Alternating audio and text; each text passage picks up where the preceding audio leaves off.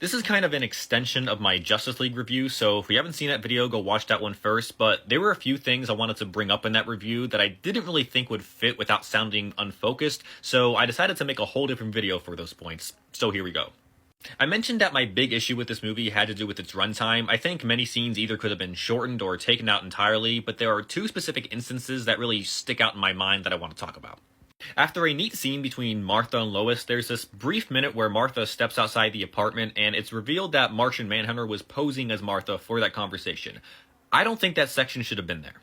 Mostly because, after that whole thing, Manhunter just kind of disappears for the next couple hours and doesn't show up until the very end to talk to Bruce. While admittedly it was a nice surprise seeing him show up when he did, being absent for that long afterward just kind of made me wonder what the point of it was, and I think if they just took out that initial appearance and saved him for the very end, it would have had more of an impact in my opinion.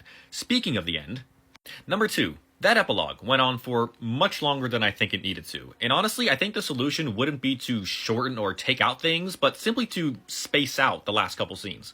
What I mean is, the movie proper could have ended with this last shot of Superman, then you could have the Lex Luthor Deathstroke scene as a mid-credit scene. Honestly, that could have been the proper end of the movie, but at the very least that whole Nightmare / Martian Manhunter cameo at the end could have been left for a post-credit scene. Instead, what you have are a bunch of really interesting scenes that are just squished together at the end to make for an ending that just feels like it's losing steam for the last few minutes and doesn't have quite the same impact that it probably should.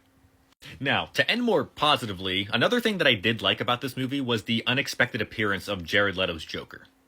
Which is something I never thought I'd say, considering how much I didn't like his take on Joker in Suicide Squad, but in just these small few minutes, the way he was approaching the character this time around already felt 10 times better than what we initially saw. And it kinda sucks that we're probably not gonna see this again, because I would like to see this again. Now, don't get me wrong, I didn't dislike this movie. I did enjoy a lot of what I saw. I simply thought it was just decent, and I wish I did enjoy it as much as a lot of other people do. But those are my final thoughts on this movie, but let me know what your thoughts are, because I'd love to hear your takes.